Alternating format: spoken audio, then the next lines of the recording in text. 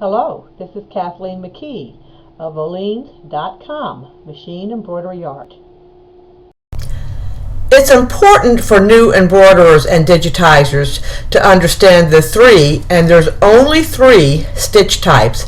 I don't care how complex and complicated a design looks when you see it or sew it out, it is composed of only three stitch types.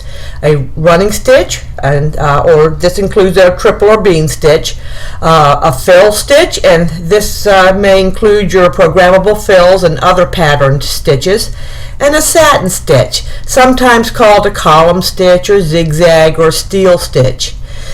The running stitch will not distort if it's properly stabilized. Now the fill and the satin stitch both will distort, pooch or pull.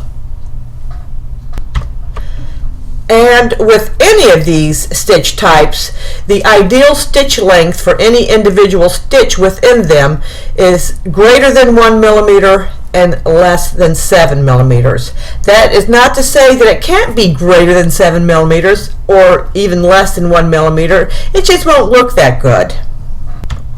When you're using a running stitch, the outline is always true as opposed to fills or satins. So whenever you're adjusting the registration in your design, you always start with your fill and satins to bring them up to the outline or over the outline of the running stitch. When we talk about registration, we are talking about how the fills, the columns, and the outlines meet together.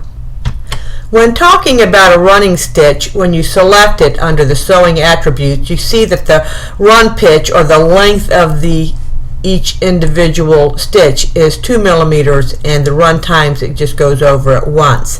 This sometimes is a little too short for me. I usually like to bump it up to 2.5, and you can have it shorter if you're going around closer details, but the running stitch is always true, or usually always true.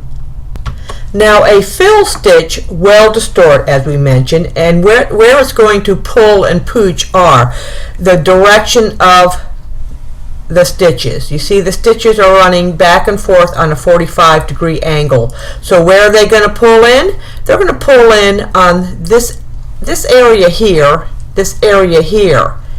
Where are they going to pooch out? They're going to pooch out in the areas where the stitches are starting. When this is important is when you have like a running stitch outline. Zigzags outlines are a little more forgiving because they cover up more of a distance. But when you have a running stitch outline, it shows in here that it's meeting up exactly, but look what happens when we go under our sewing attributes to pull compensation. And this is what I love about PE Design 10. They instinctively know that the stitches are going to pull in here, so this is where they give the most pull compensation, going outside of the green outline and over here. But you notice here where it's going to be pooching out, they don't put any pull compensation in that area because they know it's going to pooch out, and it's going to.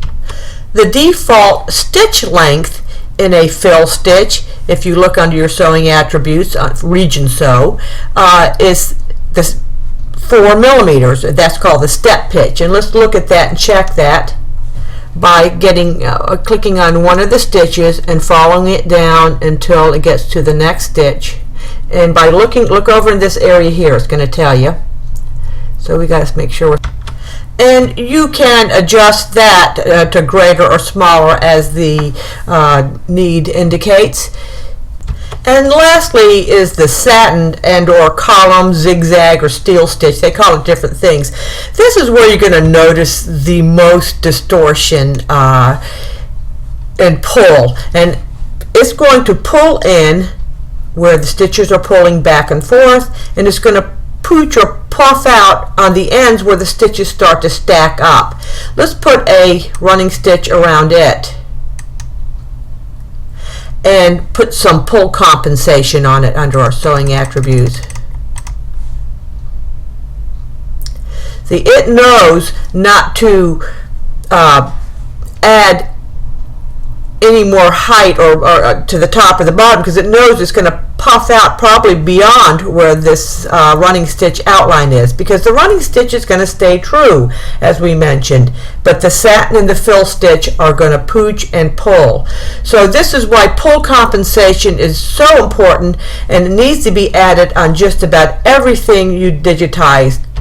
So remember, no matter how complicated the design is, it is composed of only 3 types of basic stitches: your running, your fill, and your satin.